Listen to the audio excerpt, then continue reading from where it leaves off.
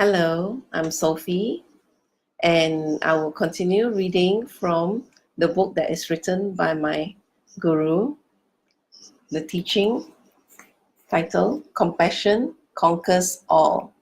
Teachings on the 8 Verses of Mind Transformation by Sam Rinpoche. And I will be on page 35. So, whether you practice Dharma or not, if you are always miserly and selfish, always concerned about money, you would do anything for money. Your rebirth will be the spirit realm anyway. But if you practice the Dharma, you have a chance to purify the karma. So it will be better to be a Dharma practitioner who is greedy and miserly and worldly about money than a non-Dharma one. Because whether you are a Dharma practitioner or not, you still have the same faults. So it would be better that you may not take rebirth as a spirit. Sorry, I think there's something missing there. Sorry. So it would be better to have the faults and Dharma, and there is a chance that you may not take rebirth as a spirit. And if you do, the time is less. The duration of that rebirth is less. Whether you practice the Dharma or you do not practice the Dharma, your problems are exactly the same. If you look deeply, whether you practice the Dharma or not, your situation, your problems arise from karma, not Dharma. They do not arise from your relationship with Dharma. So therefore, whether you practice Dharma or not, you have the same problems. But with Dharma, if practiced correctly, it becomes a temporary remedy to help you get over your problems and also to give you ultimate methods to get over your problems. How much effort you put into practice is how much result you will get. So we should practice the Dharma without any of these 8 worldly concerns. It is very important. Then we should not practice the Dharma simply when we are comfortable, when everything is going right, when everything is going comfortable, when money is okay, family is okay, when there is harmony. The minute one of these goes out of balance, we stop the practice. If we are going to stop the practice because of that, we might as well not even begin, because those things will happen anyway. Why? We are in samsara. We have been in samsara for hundreds and hundreds and thousands of lifetimes. And we have created the karmic causes and dispositions for disharmony, for financial problems, for difficulties to arise. But if out of fear and knowing that those difficulties will arise, that we must look for a method. What more superior method than to destroy the roots of those karmas before they bear fruit? By Dharma practice. If we practice the Dharma sincerely, we will definitely get results. The first step is motivation. And our motivation should be based upon the guidelines of the 8 worldly concerns. It should be free of those 8 worldly concerns from the very start.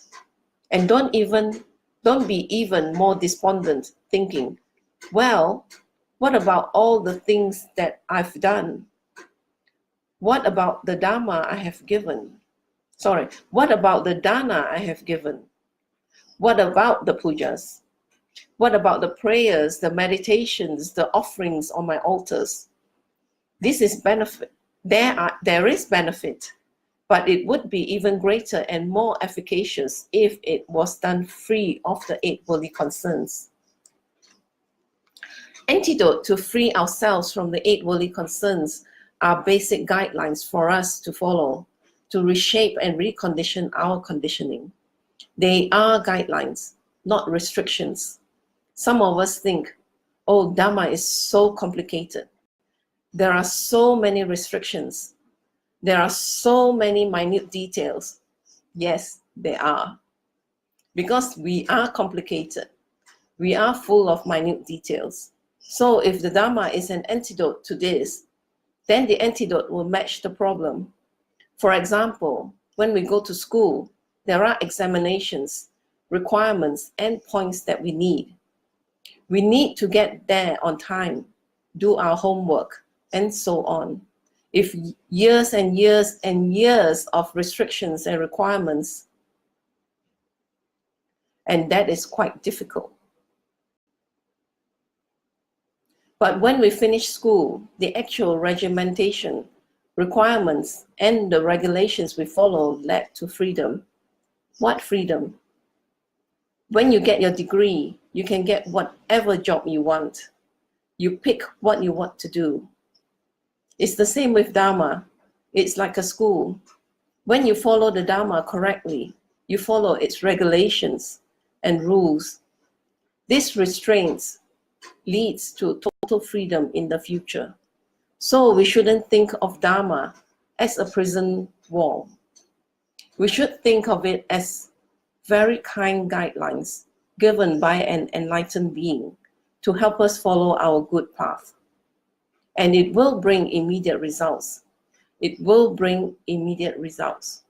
But the motive must be correct. If one follows the 8 worldly concerns, one is not better than an animal, because an animal wishes to be praised. Receive food, receive good reputation. The male fights with each other to get the best females. They wish to be very comfortable. They wish not to be unhappy. They wish to be, it's the same. What's the difference between us and the animals? Except that we do things in a more sophisticated manner.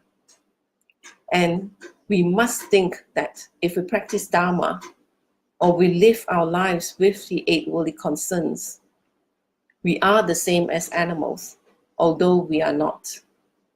And because we are higher and better than animals, we should have a motivation that is much better. The title, Nothing New in Samsara. The objects one sees are the projections of one's deluded mind.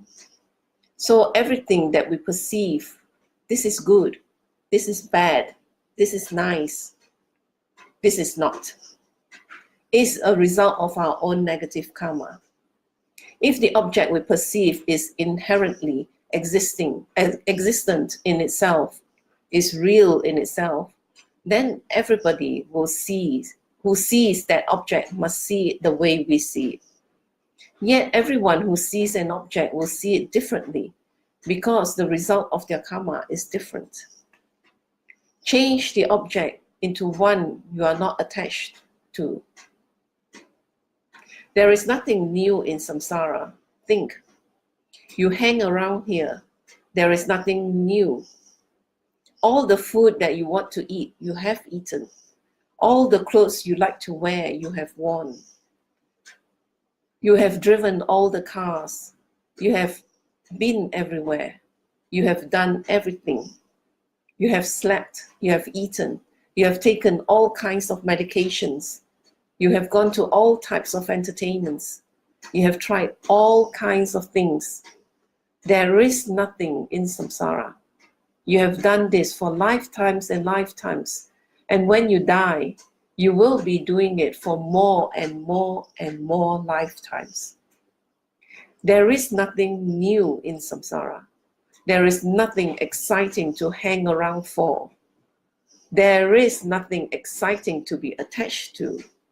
Everything is the same.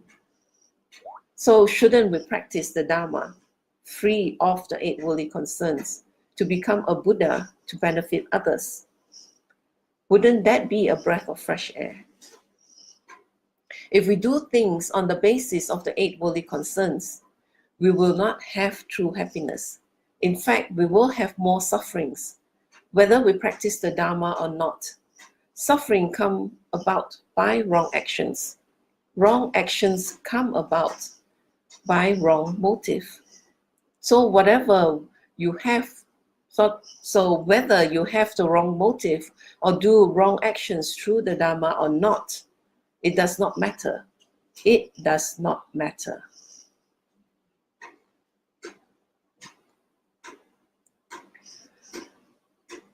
So with that, I will end the session for now, and I will continue on for the next session. As you can see,